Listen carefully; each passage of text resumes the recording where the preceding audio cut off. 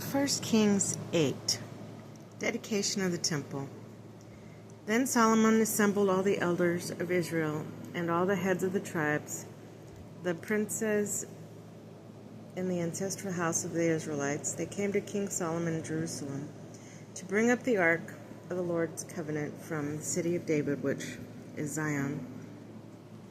All the people of Israel assembled before King Solomon during this festival in the month of Ethanian, the 7th month. When all the elders of Israel had arrived, the priests took the ark, and they brought up the ark of the Lord and the tent of meeting with all the sacred vessels that were in this tent. The priests and Levites brought them up. King Solomon and the entire community of Israel gathered for the occasion before the ark, sacrificed sheep and oxen, too many to number to count. The priests brought the ark of the covenant of the Lord to its place, the inner sanctuary of the house, the Holy of Holies, beneath the wings of the cherubim. The cherubim had their wings spread out over the place of the ark, sheltering the ark and its poles from above. The poles were so long that their ends could be seen from the holy place in front of their inner sanctuary. They cannot be seen from the outside, but they remain there to this day. There was nothing in the ark but the 2 stone tablets which Moses had put there at Horeb, when the Lord made a covenant with the Israelites after they went forth from the land of Egypt. When the priests left the holy place, the cloud filled the house of the Lord, so that the priests could no longer minister because of the cloud, since the glory of the Lord had filled the house of the Lord. Then Solomon said, "The Lord intends to dwell in the dark cloud.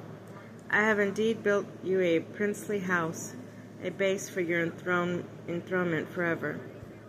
The king turned and blessed the whole assembly of Israel. While the whole assembly of Israel stood, he said, "Blessed be the Lord, the God of Israel, who with his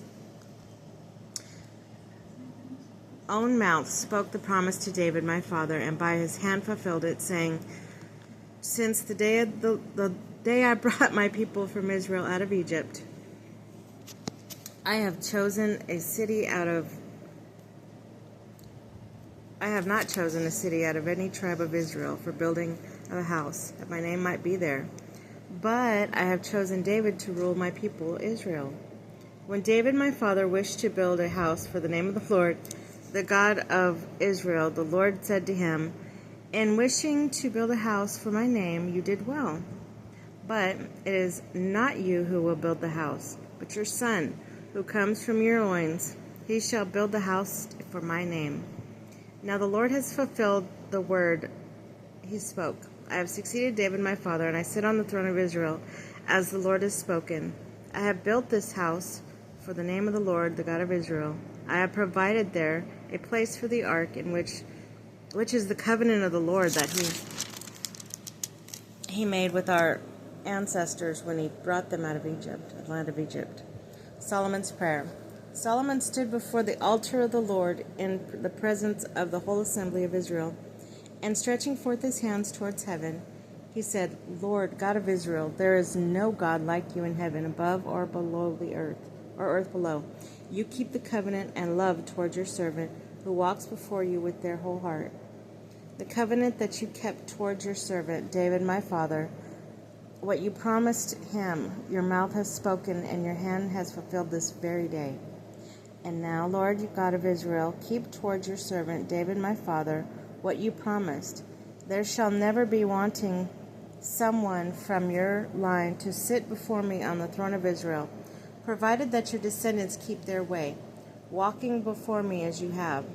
Now, God of Israel, may the words you spoke to your servant, David my father, be confirmed. Is God indeed to dwell on the earth?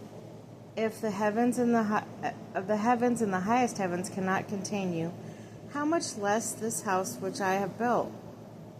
Regard kindly the prayer and petition of your servant, Lord my God, and listen to the cry of supplication, which I, your servant, utter before you this day. My name shall be there. Listen to the prayer your servant makes toward this place. Listen to the petition of your servant, listen to the petition of your servant and your people Israel, which they offer toward this place. Listen from the place of your enthronement in heaven. Listen and forgive. If someone sins in a way against a neighbor, it is required to take an oath and sanctioned by a curse, and it comes and takes the oath before your altar in this house. Listen in heaven, act and judge your servants. Condemn the wicked, requiting their ways. Requite the just. Reward their justice. When your people Israel are defeated by an enemy because they have sinned against you, and they return to you, praise your name, pray to you, and entreat you in this house. Listen in heaven and forgive sin of your people Israel, and bring them back to the land of your ancestors. And when the heavens are closed, so that there is no rain, because they have sinned against you, but they pray toward this place and praise your name, and turn from their sin because you have afflicted them. Listen in heaven and forgive the sin of your servants, your people Israel, for you teach them the good way in which they should walk. Give rain to this land of yours, which you have given to your people as their heritage. If there is famine in the land, or pestilence, or of blight comes, or mildew, or locust, or caterpillars, if an enemy of your people presses upon them in the land at their gates, whatever plague or sickness there may be, whatever prayer or petition they may make, any of your people Israel who know heartfelt remorse and stretch out their hands toward this house, listen in heaven, the place of your enthronement, forgive and take action, render to each all according to their ways, you who know every heart, for it is you alone who know the heart of every human being, so they may revere you as long as they live on the land you gave our ancestors. To the foreigners likewise, who are not of your people Israel, but who come from distant land, for the sake of your name, since people will hear your great name and your mighty hand and your outstretched arm, when they come and pray towards this house, listen from heaven, the place of your enthronement, do all that the foreigner asks of you, that all the people of earth may know your name, may revere you as your people Israel, and may know that your name has been invoked upon the house that I have built. When your people go out to war against your enemies, by whatever way you send them, and pray to the Lord toward the city you have chosen, the house I have built for your name, listen in the heaven and to their prayers and petition, and uphold their cause. When they sin against you, there is no one who does not sin. When they sin against you, for there is no one who does not sin, and your anger is against them to deliver them to an enemy, so that the captors carry them off to the land of the enemy, far or near, and they have change of heart in the land of their captivity, and they turn and entreat you in the land of their captors, and say, we have sinned and done wrong, we have been wicked. If their whole heart and soul they turn back to you in the land of their enemies, who took them captive, and pray to you toward the land you gave their ancestors, the city you have chosen, and the house I have built for your name, listen in the heaven, your dwelling place, their prayers and petition, and uphold their cause. Forgive your people who have sinned against you and offenses they have committed against you. Grant them mercy in the sight of your captors, so that these will be merciful to them.